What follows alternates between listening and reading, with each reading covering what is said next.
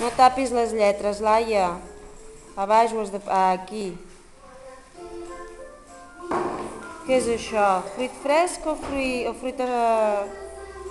Ai, fruita fresca o fruita seca? Fruita seca. Molt bé.